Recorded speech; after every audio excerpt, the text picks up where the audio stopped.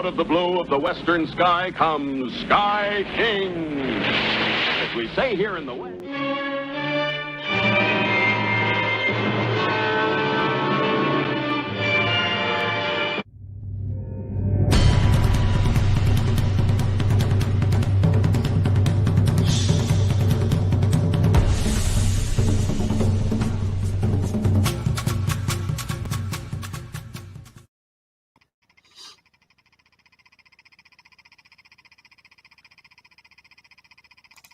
Hey, good evening, everybody. Welcome Friday. You know the best thing about Fridays is let me revise that. You know the best thing about doing this show on a Friday is the fact that it's a chance to basically relax after a long week, a good week, a bad week.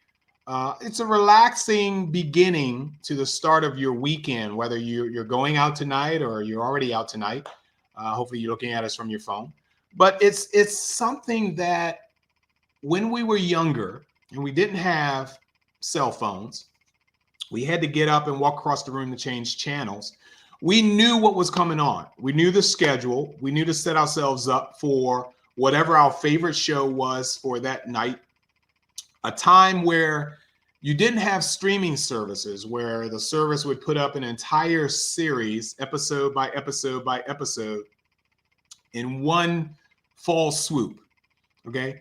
This is classic television SmackDown, and what we do, just like our Saturday morning cartoon show we do on Saturdays tomorrow, we focus on the shows that we know from our youth. Of course, Saturday morning cartoons would be focused on animation, cartoons, basically. Classic television SmackDown is exactly what it says. It's classic television. Excuse me. So welcome, everyone. Welcome. Happy Friday. We have a very, very interesting show for you. Now, a lot of you guys know almost all of the British television that was shown during our time coming up.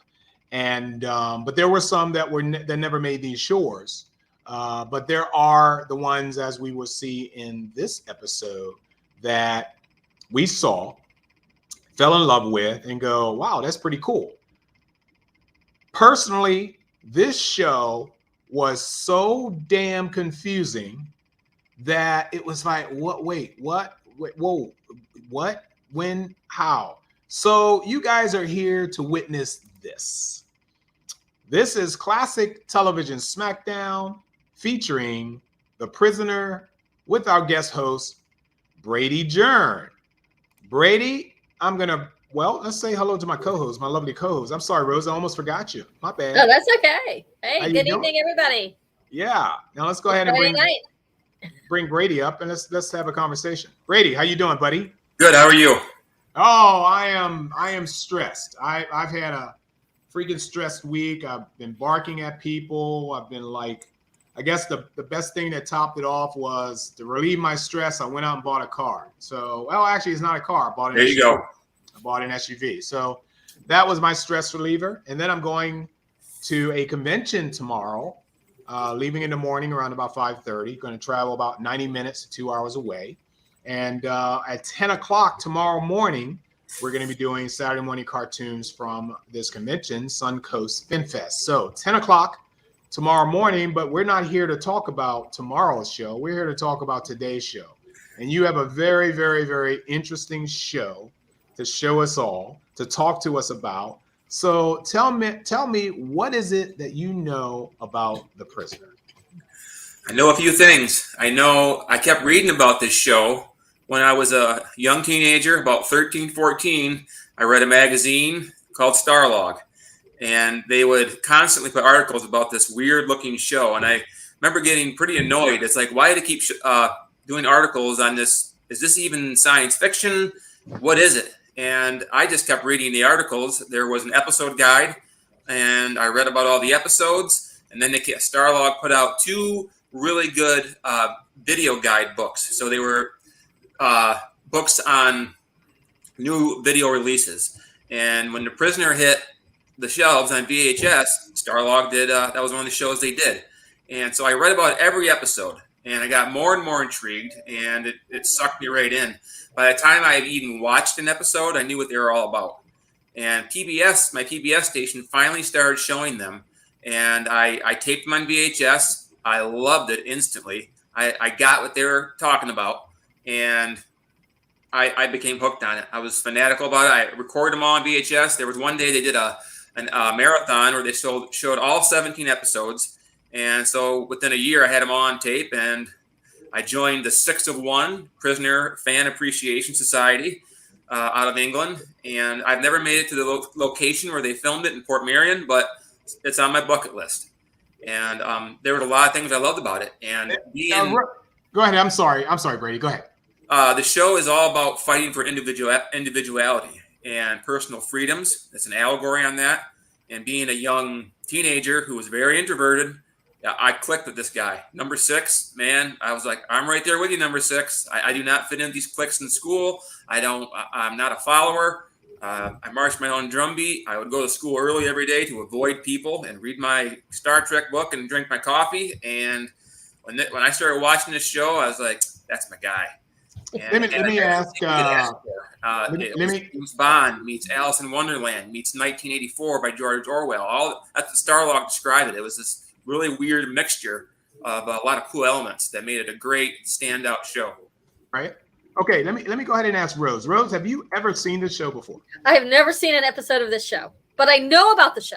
Okay. I know about the show.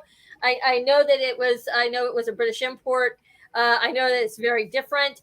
But it was something I never had a chance to watch. So I'm really interested in tonight's show and what Brady has to enlighten me on. Okay. I agree. All right, Brady, how do you want to start this? Well, we can start. I'm just going to tell for anyone out there that doesn't know what it is. It was a 17-episode British television show described quite well in our trailer. Avant-garde social science fiction television about an unnamed British intelligence officer who is abducted. He quits his post. So basically, you have a guy with a lot of secret information in his head, and out of nowhere, he says, I'm done. And it leaves his superiors wondering, well, why is he done? What did he see? Did he see something that make him want to defect to the other side? Is he going rogue? A lot of unanswered questions. So he gets abducted, and it doesn't say by who. And he is gassed in his apartment and taken to a seaside village, which is a self-contained little community where everyone's a number and everyone wears a badge of what number they are. And it's ultimately a prison of sorts and also a retirement resort for spies. And you don't know who is actually there retired, who's a resident, or who is a warden or someone that's like watching out like a police force, part of the police force that runs the place. You just know everyone's a number. And the series basically involves him in this village as number 6. He's never given a name, but in the village, he's designated number 6. And the administrator of this village is number 2. Number 2 has a little house and a dome at the top of the hill.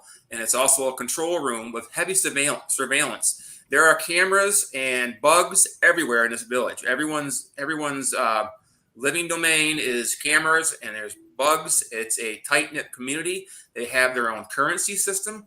They have their own democratic election for the next number 2, which is kind of a hoax. It's a very involved society, and you have to be involved, or you'll get interrogated, or bad stuff could happen. So number 2, the administrator of this village, the whole series is trying to break number 6 and find out why he resigned. Did he defect? What did he see? Because he has such vital information in his head that it involves a lot of interrogation, brainwashing, getting drugged, and he actually makes several attempts to escape this village. But this village is guarded by these huge beach ball looking things called rovers, and they're kind of hard to describe. I have read in different sources that they're electromagnetically controlled. There you go. And they can knock you out and subdue you like a phaser, stun you, or they can smother you and kill you. And that's one of the things that really attracted me to the show was this really surreal imagery. This town where the village is at was the life's work of an architect called Clow Williams Ellis, and he built this town out in North Wales, and he started in 1925 and he finished in 1973, and it's heavily influenced by Mediterranean Italian architecture. It's a very unique place to film it. Hey, why don't we go ahead and get to the clips, because we got a lot to show and a short time to do it. So read your messages. The intro, yeah, read your messages on Facebook too, by the way. Okay. Stand by. I will play this clip.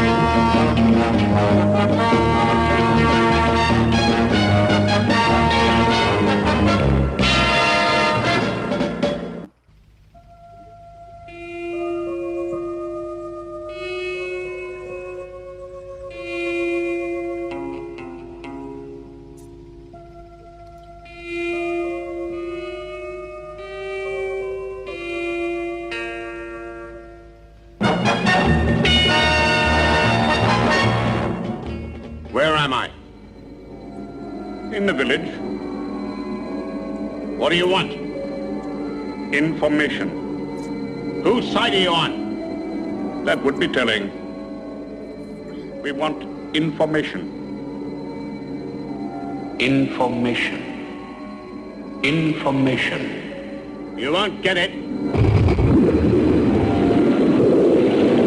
By hook or by crook, we will. Who are you? The new number 2. Who is number 1? You are number 6. I am not a number. I am a free man. I'll not make any deals with you. I've resigned. I will not be pushed, filed, stamped, indexed, briefed, debriefed, or numbered. My life is my own. Awesome sauce. Yeah. Is that the first few minutes of the opening there, Brady? Yes, that is the opening. It's shown at pretty much the beginning of every episode. Oh, it's great music. Wonderful soundtrack. Yeah, that's the one thing about the British shows is that they have had great intro. The British series, they've had great intro music from Space 1999 to Thunderbirds to, they've had some incredible music. So cool beans, man. He was in a show, that actor, Patrick McGoohan, prior to that, called Danger Man, or as it was known in the States, Secret Agent. And for years, fans of The Prisoner have debated whether or not his character in The Prisoner is actually John Drake from Secret Agent, from Danger Man. And Patrick McGoohan has publicly dispelled that theory on more than one occasion. It's a different guy, different show. This is much more edgier of a secret agent, much more, a little less James Bond, a little more grounded in reality, I always thought, despite all the fantastic stuff going on. And with the next clip, which you want to start at 112, hopefully, and go to 233. Hopefully. You'll see scenes from one of the most famous episodes called Checkmate, where some of the village residents play a live chess game. And in this episode, number 6 tries to figure out he tries to start to differentiate who the prisoners are from the wardens through this game. And he tries to ally with some of them as means to escape through this chess game. And obviously, he never gets out hardly. He does actually twice, but he always ends up back in the village. But if you want to roll that clip, you'll see a scene from that episode and from a documentary on the prisoner, and you'll see some of the people involved in the making of the show. Okay, bear with me. I don't really have a scale or a guide to see times on this, but I'll do my best. Oh, maybe I do. Oh, maybe I don't. Hold on. Oh, I think I got this. Oh, you said 112. Well, 112 is what you said, so I'm putting it at 112. Well, because it's absorbing, intriguing, and strangely mesmeric. Maybe I could help. Pawn to queen 4. How? Pawn to queen 4. How? Pawn to queen 4. Never before has a program challenged the conventions of television with such audacity as The Prisoner. I feel of the nevertheless. Never before has the series managed to enchant and infuriate the sensibility of the viewer. That's it. Take. That's it. Take. Take. 40 years on, the program refuses to be confined, intimidated, or to fade away. Right from the beginning, one felt this is something odd and clever. Yeah, inventive, if you like. Creative. Original. But then you see it was experimental. I mean, I think the main curiosity was that each episode was totally different.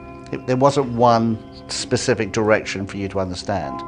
You could look at the series and think, oh, I get that bit, and someone else said, well, I get that bit, well, it doesn't match that bit. It doesn't matter. Everyone's got a different opinion. It clearly hasn't aged. In fact, it's something that's impossible to place in any time because it evolves continuously. We think, yep. Okay. That is a really good documentary, and it's if you want to go to YouTube and watch it. I'm trying to think of the name of it because I forgot it, but for clip number 2, that was I don't know. Wait a minute, maybe I can get it for you. I don't. Sure. Anyways, get back to that. But it's an hour and a half long, and you want to know everything about that show, watch that. So the central theme of the show was the loss of individuality in a technically controlled society, and it's more relevant today than ever with all the surveillance and drones and cell phones. And it was basically individualism, which number 6 represents, versus collectivism, which number 2 represents. Mm-hmm. And the next clip, this village allowed for an election, and supposedly you could vote for the next number 2, the next administrator. And in the episode Free for All, which McGoohan co-wrote and directed, he runs for office to be number 2, and that'll be the next clip. You can start it and go to about 40 seconds. Start at the beginning, go to 40 seconds. Okay, and the last clip was "Don't Knock Yourself Out." That's the name of the documentary. Don't knock yourself out. And this clip is Free for All. Right, clip number 3, and you have it set for. Let's see what we got. Play 3 to 39. Okay, yep. So play from the beginning. There are those who come in here and deny that we can supply every conceivable civilized amenity within our boundaries. You can enjoy yourselves, and you will. You can partake of the most hazardous sports, and you will. The price is cheap. All you have to do in exchange is give us information. You are then eligible for promotion to other and perhaps more attractive spheres. Where do you desire to go? What has been your dream? I can supply it. Winter, spring, summer, or fall, they can all be yours at any time. I think that's it. I was trying to wait for a part where, I'm sorry. Hold on, we got 3 seconds. Apply to me, and it will be. That's it. Sorry, Brady. No, that's good. That gives you an idea. So a lot of the episodes, he would often try to gain allies in the village and say, hey, let's work together and get out of here. And this is one of the ones. He's basically rallying them and trying to get support and basically get the ones that actually are prisoners to work with him, and they can all get out. And that's a real popular. It is very good. It's number 2 up there watching. You can see that. And next, hey, I have a question for you. So all of these folks are agents, former agents, and you said some are real agents, but I guess incognito. Is that what? Yeah, wardens or people working for number 2, the bad guys. Basically, you don't know who's who. Right. And there is a hierarchy. You see, there's number 2, and that's the mysterious butler who he's in 15 of the 17 episodes, and he is played by Angela Muscat, and he never has any dialogue, and he's also the only character in the show that does not wear a number tag. Huh. It's theorized that throughout the show, this guy was the mysterious number 1, because they were always trying to find who number 1 is. Anytime the number 2 is talking to the number 1 on the phone, he's not in the room. So that's just one of the fan theories, that the midget, the little guy was number 1 after all, and he's pulling all the strings. Now, there are lots of fan favorite episodes. Mine, I have a clip next, is The Chimes of Big Ben. Often the show they would go through very elaborate means to find out why he resigned. And even as far as letting him escape or making him think he escaped. In The Chimes of Big Ben, the new arrival comes to the village. It's his Russian counterpart, a former Russian agent named Nadia. And she starts getting interrogated just like him and tortured and brainwashed. And they say, basically, look, if you start mingling with the rest of the village, we'll go easy on her. So number 6 agrees. He enters like the art fair, makes a wooden structure, which is obviously a boat. And him and this Russian agent escape.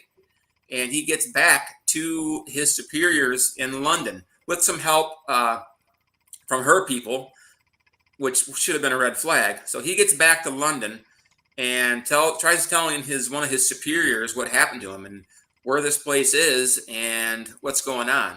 And that's clip number 4, starting at about 1:04 or 4 seconds. You can start it from the beginning and go to about 1:04. This is my favorite episode. She told me she was an Estonian.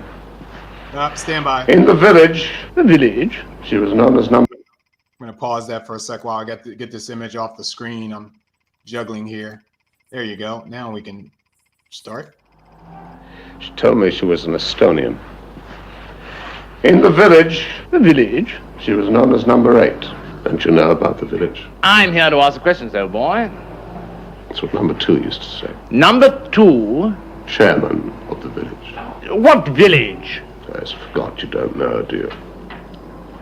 The village is a place where people turn up. People who have resigned from a certain sort of job, have defected, or have been extracted. The specialized knowledge in their heads is of great value to one side or the other. Are you sure you haven't got a village here? Where is this village? Lithuania, the Baltic. 30 miles from the Polish border. How did you find out? Nadia told me. How did she know? She used to work for their government. She came across a secret file. On how to catch a spy in 6 lessons. I risked my life and hers to come back here, home, because I thought it was different. It is, isn't it? Isn't it different? Okay.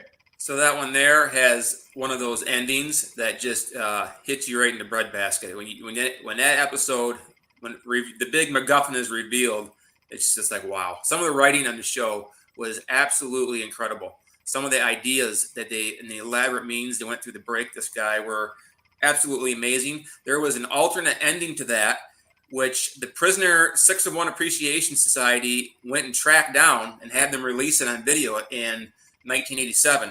It was a collector's video version of The Chimes of Big Ben with alternate cuts, alternate takes, and an alternate ending. And that was a big deal back in 87. But that's considered one of the best episodes. Oh, that's awesome, dude. Yeah, that one there has one of the best endings. And it was, that's what really hooked me. I'd seen the first episode was Schizoid Man, where they had a duplicate of him brought in, almost like a clone, and tried to convince him he was someone else. He was not number 6. This other guy was. And always coming up with different ways to try to abstract this information from his head, and all at the same time trying to strip him of his individuality and become a member of this society, which he refuses to do, obviously, because he's very independent, always looking for another way. Another time he got out was in the episode Many Happy Returns, where he wakes up one day and the entire village is abandoned. And I don't want to give away to McGoohan on that, but he gets out again, supposedly. And just really great stories, really great plots, great espionage. It's got the kind of the James Bond element. It's got really a lot of weird symbolism, which next we'll talk about Rover again. And that was the defense mechanism force used by the village to keep people from escaping. It could work as a flotation device. It could work as a, like I said, stun and kill. That was one of the weird symbolistic elements of the show. And they did a lot of things to make it seem kind of futuristic. From the futuristic technology, the surveillance equipment they would use to spy on everybody in the control room. It almost had like a Star Wars feel. And they even had their own weird, remember Ambo Jitsu from Star Trek The Next Generation? Yes. Well, they had their own little martial art gymnasium in the village, and it was called Kasho. And it was basically a strange martial art performed on trampolines, and I could not find any clips. But, yeah, it's pretty out there. So that's why I like it, though. Cool beans. So the next clip we're going to see Rover, and you'll get an idea of what makes Rover click. Okay. Start that. Play it off. 4, 5. Wait! Be still!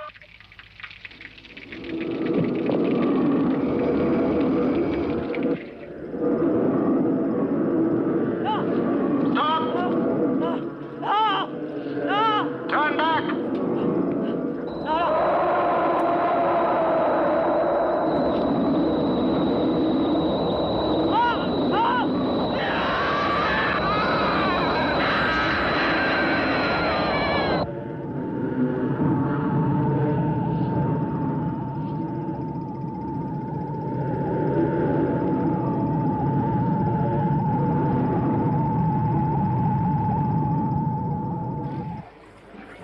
What was that?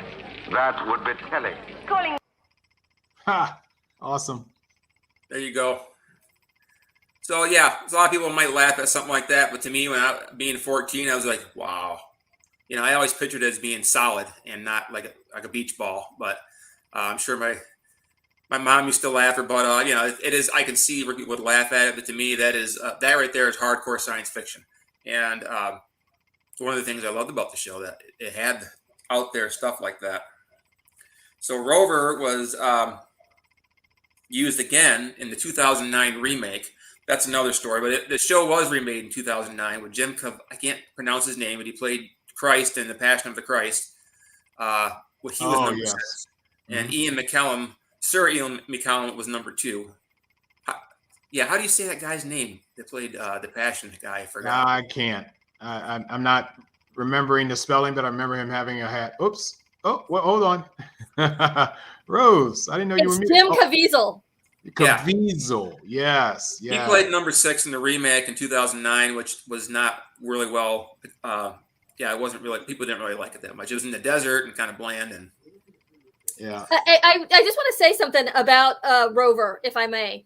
They had, it's a big giant beach ball looking thing, but it's terrifying. They made it something so normal, terrifying. Yes, and that's pretty cool. Yeah, I think it is too. I look at it as a giant snot ball, because if something like that is going to come to kill you, I don't think I want to call it a beach ball. Get off me, you beach ball. No, I think snot ball is more terrifying. So, that was one of the biggest things I remember about this show is literally that character. Well, I think I know McGoohan wanted to use this show as an allegory of our daily lives, and sure. This might sound out there, but I see Rover as like the boss, Right. You remember the robot? You remember the robot in the black hole? Yes. The big red evil one. I forgot his name, but it terrified me. Yeah, it did. It terrified me too. Yeah. And McGoohan has always said, we're all prisoners, in everyday society. We're prisoners every job. We're expected to perform certain functions every day. And we only have so much individuality. And I think the reason why the show resonated with so many people was it's all about, the heck with normal society. I want to be me, Yeah. and not go with it. It's all about not jumping the fence with the rest of the sheep. And that's what he's striving for in the show. And it's all about individuality. And that's, I see a lot of Orwellian 1984 elements in this show so Absolutely. far. Awesome. So the next clip, talking about some of the symbolism in the show. One of the weird symbols that's everywhere in the show is the penny ferry bicycles, the ones with the big wheels.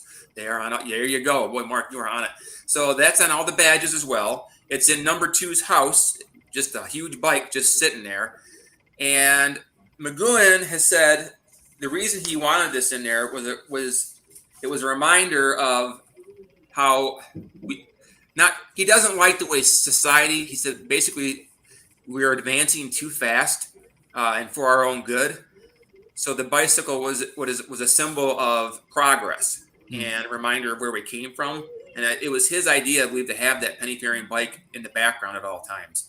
And that was one of the themes of the show was, we're progressing too fast.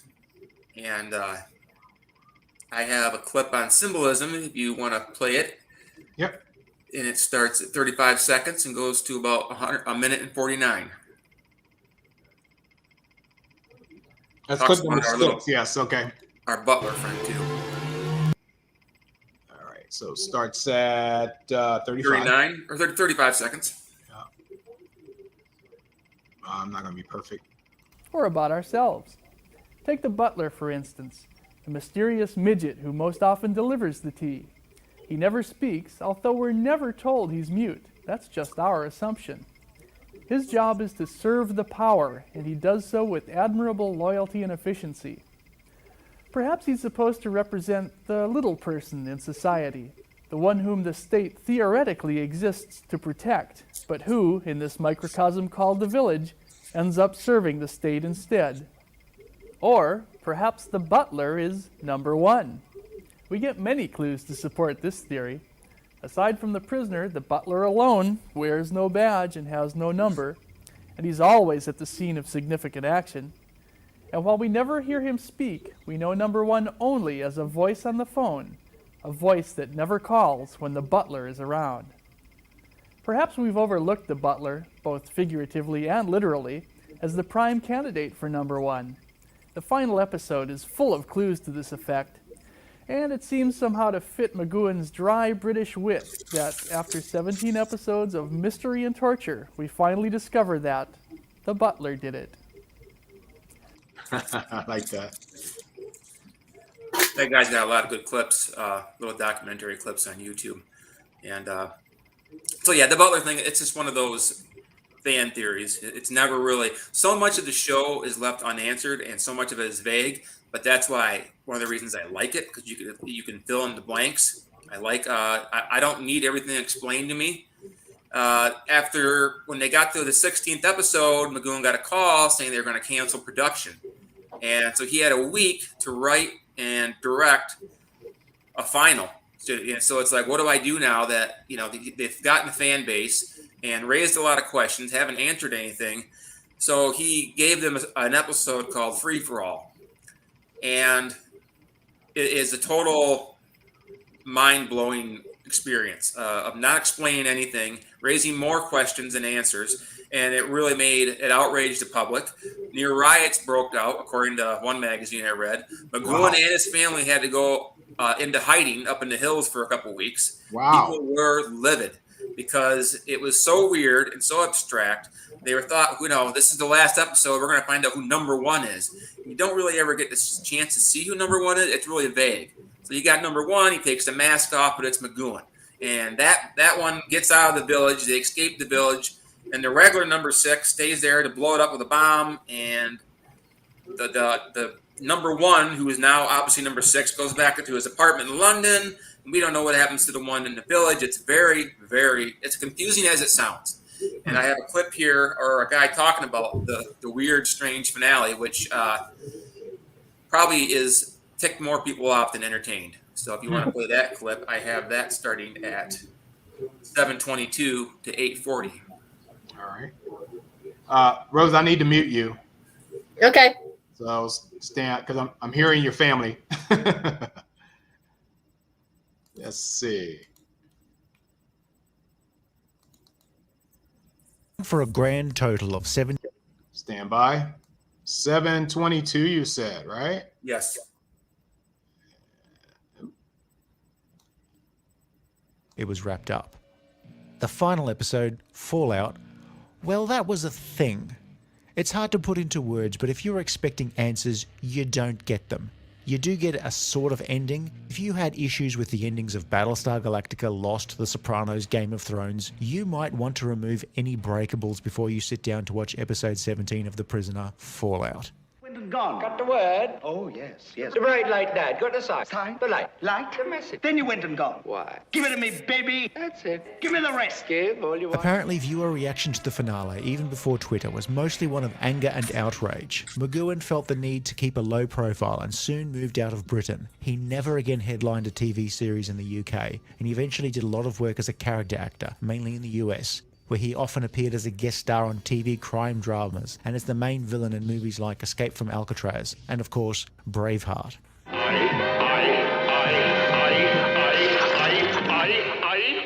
The Prisoner was filmed in the now forgotten MGM studios in Boreham Wood in London and on location here in Wales in the village of Portmeirion. This is Portmeirion in 2019 and it's still a popular tourist attraction, though not exclusively because of its links to The Prisoner and other shows that were filmed here. There is a prisoner walking tour. Okay. Excellent. Great. So you get a little idea of how bizarre and out there that was. There's out of the 17 episodes, there's only 2 of them I don't like, and that's one of them.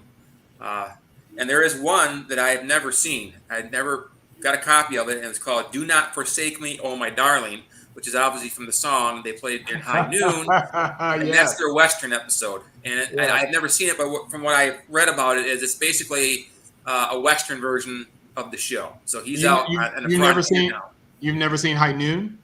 I've seen High Noon. I have not seen the Prisoner episode, "Do Not Forsake Me, My Darling," which was done like a Western, like a mock of the show, but in a Western format. I've heard good things about it, but that's the only one I haven't seen out of the 17. I need to get this on DVD. I can't believe it's like in my top 5 favorite shows, and I don't have it on DVD or Blu-ray. I got it on VHS tape downstairs. But so that kind of covers the episodes. The Schizoid Man was the first one I'd ever seen, and that is one of the earlier episodes. And Patrick McGoohan, I said before, he wrote and directed a handful of the episodes under different names. He really was the brains behind the show, along with the other guy that thought up with him, who worked on Danger Man. I forgot his name. I should have these names memorized. So it was him and George Markstein were basically the brainchild. And some of the stuff they came up with was innovative and some of the best science fiction television I think ever done. And in 2009, as I said, they did a miniseries with Jim Cassavelli. You said his name was. Weasel, yeah. I watched the first one. It did not have the same hook for me. It was very allegorical of what was going on at the time with the housing crash, and very much with the economics. It was more economical than secret agent stuff. It did have Rover in it, which Sir Ian McKellen called the Beast, and that's only in one episode. And I do want to go back and watch it all because I didn't really give it a chance, but what I seen, I didn't care for it. And there was also DC Comics did an amazing sequel to this show, and it's called Shattered Visage.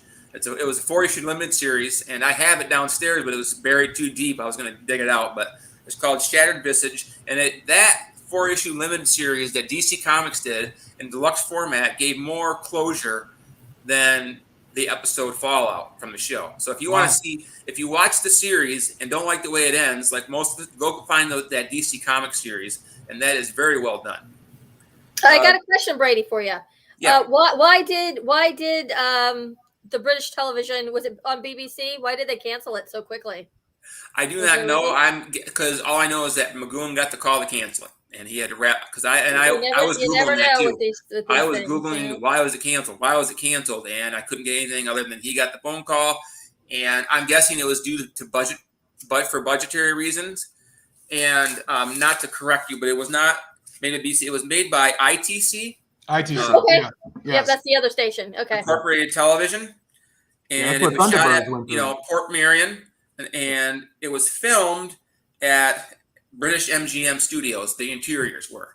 Sure. And so that's what I know about where. I was a member of that 601 Society. I had the number 6 badge, and I got the newsletter. Unfortunately, due to the basement flood, the badge got rusted, so I no longer have it. And a lot of the imagery and themes have been used in music. Iron Maiden, the metal band, has used Rover in some of its videos. There is a song that they did about the prisoner. The Simpsons has did an episode on the prisoner, and so it's been around. It's popular, but it's still a cult, and it's one of those things you either get it or you don't. And when I was a teenager, I got it. And so, hey, you sent me a couple other clips that we could play. We still have time here. But there's a couple other clips. One says, let me read it. One says Reflections of the Prisoner. Yeah. And the other is The Rook Makes His Own Move. Do you want to show any of those? Let's try Makes His Own Move. I hope it's not one I already sent you, but let's try it. Okay. Play it for a little bit. See what we got. Checkmate. Bishop, knight to queen, bishop, queen, 3, knight to bishop, knight 4, queen, bishop, king, 5, castle.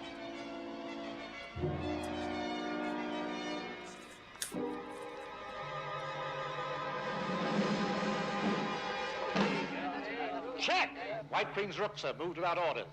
Bring him in for treatment. Control room to hospital. Control room to hospital. Report to chessboard. Call the substitute. Call the substitute. The substitute. The substitute. Call the substitute. Remove White Queen's rook to hospital. Remove White Queen's rook to hospital. Remove White Queen's rook to hospital. What's all that about? It's not allowed. Cult of the individual.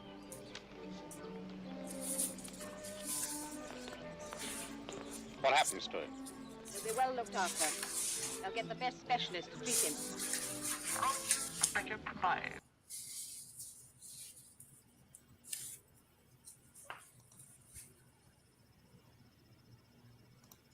Okay, and you have another one there. You want to talk a little bit about this episode? Well, that episode there was a fan favorite, Checkmate, and he is assigned to be the play next to the queen, and you're not supposed to talk to each other during this check game, but he starts getting information, hey, let's break out of here, and he just tries to get a feel for everybody and use these people in this game as a means to get out of the village. He's always looking for a means to escape. It's a living chess game in progress in the village lawn, and the prisoner joins is made the queen's pawn. And standing close to her, he engages in conversation without rousing suspicion and talks of escape. And so for every episode, they're trying to find a new way to break him, but at the same time, he's trying to find a new way to get out. And it's never really said where this village is in the show's mythology, but it's mentioned in 2 different episodes. That in the episode Maniac Returned, it said it's on the Moroccan coast, and in the Chimes of Big Ben, when he was with his Russian counterpart, she says he's on the Lithuanian-Polish border. Right. Now, some people speculate saying that the whole show was in the character's head. It never happened. There's been all these different fan theories that the speculation on who number 1 is. If you listen closely enough to the intro, it tells you who number 1 is. When they say the number 6 demands, who is number 1? They say, you are number 6. And so it's basically kind of tells you he's number 1. In my own head, how I've always seen it, number 1 who is whoever the star interrogatee is. So whatever prisoner they got there that's in the hot seat, that's number 1. Number 1 could be anybody. That's how I've always seen it. But that's what I like about the show. You can kind of fill in the blanks however you want it. You can see how you want to see it. If you need answers, it's probably not the show for you. It gives you breadcrumbs. It does not give you a slice of toast. Awesome sauce. There's another clip. Do you know what the other one was? I do not. But they're all good. What did I say it was? Reflections on the prisoner? Yeah, go ahead and play it. Want to play a little bit of it? Okay, here we go.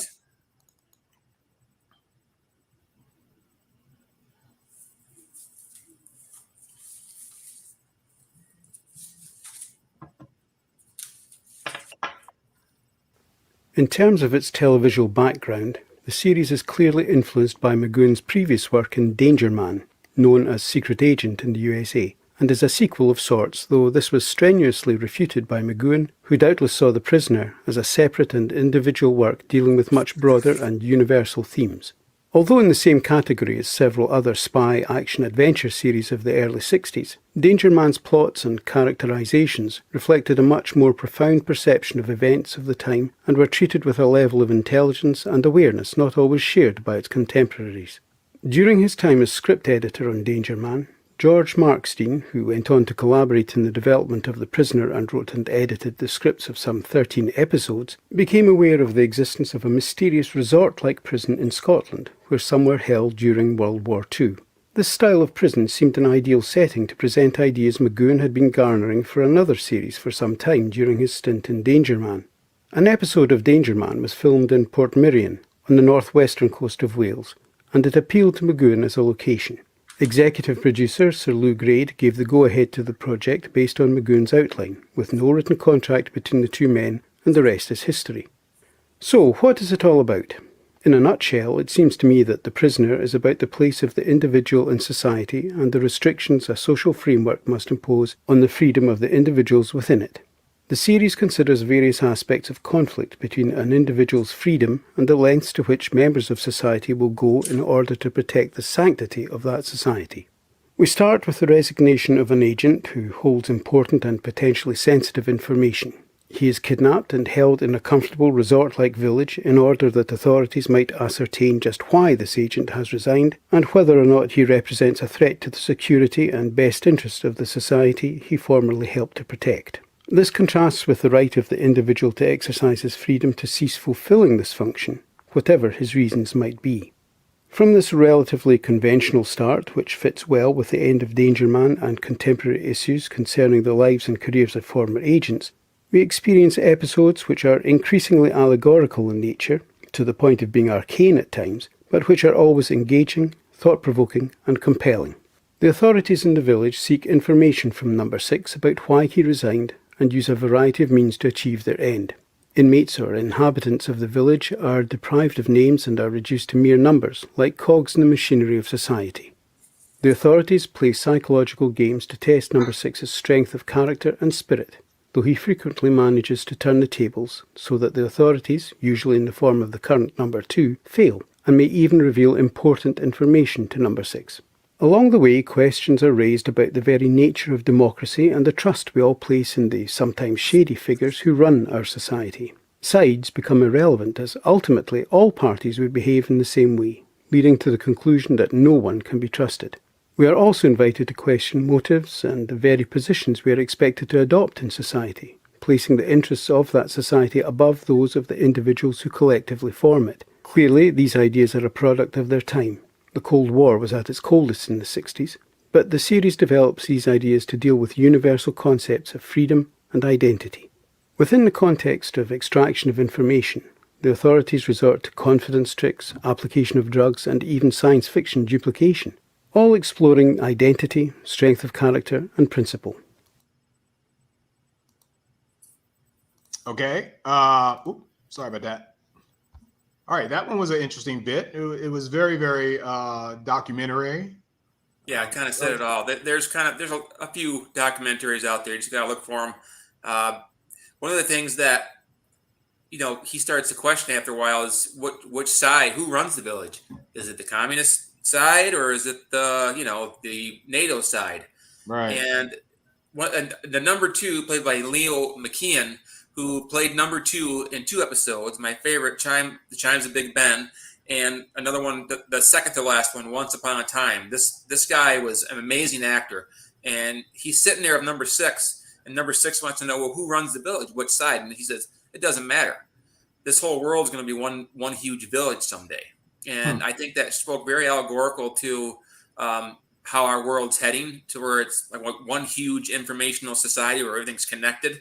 We're one huge village, and that conversation that I was watching that today, it's just so allegorical. You watch this show, it's so with the times, and I feel the older it gets, the more relevant it is. And what really kind of got me interested into the show again. I'm sorry. what the reason I wanted to do this show was not out of a love of a show, but I was reminded by it by Rose's book. Actually, I was reading her books, and there's some brainwashing, and the whole book, in my opinion, was the stripping of individuality of this teenage girl, and that's kind of what got me into The Prisoner again and thinking about it was her book.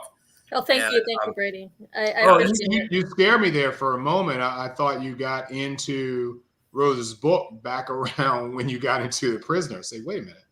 Is that right? No, I got reminded by... he just read my book, and it reminded him, and that gave him the idea to do the show for The Prisoner for our awesome. Show. Got it. Yeah. I got to watch that Prisoner show again. And by the way, maybe Mark will let me do a show on it, because her book has a lot of elements that are similar to The Prisoner.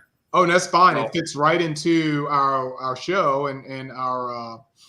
I've got to watch the show now because he's told me it's like really there's a lot of parallels to it. So I'm actually think I would try it as well now that I've heard you speak so highly of it and various episodes that really touched you. I could probably watch that now without a doubt. It's one of the things I like. Like I said, it's got some MacGuffins and some endings that'll blow your mind. Yeah. And to me, there's nothing more frightening and nightmarish than the stripping of individuality and not being able to do what you want. Agree. Have your own voice and just being a number, because a lot of ways we are numbers. Yeah. Well, we've been very lucky in this country. We are. And I'm not complaining. I'm just saying, at a broad view, if you look at life. Yeah. But eventually, those societies fall. As we can see in our own lives, which societies have fallen because of control. Right. Yeah, and I think a lot of it's up to you. If you can make it's how you look at it. You can look at it. You could be oppressed, or you can roll. I mean, it's just how you take it. I'm not trying to sound poor me. Oh, I'm a prisoner to my job. I'm just saying. I am. we are expected to live by a certain means. And in a way, we're all kind of prisoners to that life. I'm not complaining about it. I'm just saying that's just the way it is. I totally get it. I totally get what you're saying. I do. Yeah, I am definitely. Is The Prisoner only available on DVD? It's not out there anywhere. You can't see it on Hulu or anything. Can you? Mark, you said it was streaming somewhere or on some channel starting with a D. I can look it up right now, Rose. But what I'd like to find out is I have been prepping the show. I didn't look. I want to find out if it's on Blu-ray. So it's on Blu-ray. I'll get it on Blu-ray. It was on DVD at one time. I don't know if it's out of print. If it's out of print, it might cost you a little bit. But it was released on DVD. I want to say like 10 years ago. Oh, so if it's out of print, it might be worth a couple $100 there. Yeah, I gotta see. Actually, The Prisoner is on Amazon Prime. Ah, there you go. Yep. Well, now you can watch the episode you missed, Brady. You can see your Western. Right. Yeah, I think I have. Yeah, I do have Prime. I mean, only real people have Prime. Come on. See, I'm old school. I like DVDs because I don't got to worry about. Well, it's buffering or the internet's out. I can just. I love my DVDs because it's something you can touch. Yes. Yeah, like a book. Like a book, exactly. Yes. You guys are weird. We're old school. Hey, we're old school, right, Rose? Yeah, just old souls, I guess. I do not like being contingent on a satellite. Thank you. Wow. But okay. at least at least it's out there somewhere where you can see it. So I have Amazon Prime, so I think that I'll check it out for sure. Yeah. And again, if you like the series, I would highly recommend finding that DC comic as the 4-issue limited series, which you can probably get all in one book and a graphic novel. But it is very maturely, tastefully done. The covers are painted. It's beautiful artwork, and it's called Shattered Visage, and it really does give some closure to that series. It's a remarkable comic book. Right. Cool. Thanks for letting me do this, man. This is like one of my top 5 favorite shows of all time. Yeah, we can tell. Sorry. I love the enthusiasm, though. What's the other 4? Star Trek, the original series, Star Trek TNG, the original Outer Limits, and number 5 is kind of like a rotating roster. I would say I really loved World of Worlds from the 80s. That's a good show. Oh, I remember that series. Yes, because I love the movie so much, and a lot of people goofed on that show because it was low budget, but that's why I like it. And I would love to see you. I would love to see you come back and do something on the Outer Limits because that was one of my favorite shows growing up as well. Yeah, well, that was going to be my next one. I wanted to do was the Outer Limits. Yeah, if you'd let me do it, I'll do it. You're hired, dude. Go ahead and put something together for me. Great. I love that show, and I know it pretty good. And I think I'll have better luck with clips because now I've done it once. And I think there's more out there for clips. I don't know. Yeah. So I'll get on it. Run into problems where it's hard to find stuff. Even though you have YouTube, it's still sometimes it's limited. Yeah, so. if you have a hard time finding clips, just get up with me and let me know. I have sources, so just let me know what you need if you can't find it, and I'll see what I can do. Great. Thank you very much for having me on, guys. I really appreciate it. This was fantastic. Hey, ladies and gentlemen, this has been Brady Jurn, and he was our guest co-host for tonight's tonight's episode of The Prisoner. And as they say on The Prisoner, be seeing you. Be seeing. Oh, is that what they say? That's what they say. All right, guys. Once again, tomorrow, Saturday Morning Cartoons will be premiering from a convention tomorrow morning that I'm headed out of the house at 5. That's why I got to get to bed soon. And we're an hour later. We're an hour later tomorrow. Yes, we are an hour later at 10 a.m. coming from there. It's going to be very interesting. This is going to be a formula that we're going to try and see how it works. But, if you guys can tune in at 10 a.m. instead of getting up an hour earlier, then that's fine. We appreciate that. Other than that, we will see you next week after Saturday Morning Cartoons. You'll see us for the next Saturday Morning Cartoons at our regular scheduled time of 9. But other than that, this has been, as you saw, The Prisoner. And Brady did a fantastic job on this. So thank you. We really appreciate it. And Tally Ho, that's the newspaper they all read. Yeah. And so this was great, man. It really was. I really was cool with it. So we'll see you guys next week. A couple messages to play, and then we're out of here. I'm GW Amateur. I'm Dina Marie. I'm Sage Ia. I'm Thomas Carter Rochester. Hey, I'm David Thompson. Hi, I'm Kevin. And I'm Mia. Hi, I'm Mark. Hey there, this is Dave Adams. Hi, I'm Rosemary Rose. Jerome Conner here. Hey guys, it's Josh Bauer. It's Willow Schuyler. I'm Cosplay Michael. Abba. It's your boy Country. I'm Ryan Permison. And I'd like to ask you guys, please subscribe. Please subscribe. Please subscribe. Please subscribe. Please subscribe. Please subscribe. Please subscribe. Subscribe.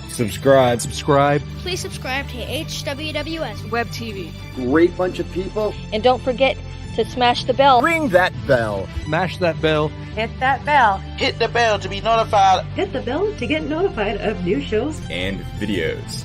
You're going to want to do that, so do that soon. So we can cross that 20,000 mark. And get us to 100,000 subscribers. To 1 million and 10 million and 100 million. On HWWS. Web TV. You really like it. I guarantee it. Thank you.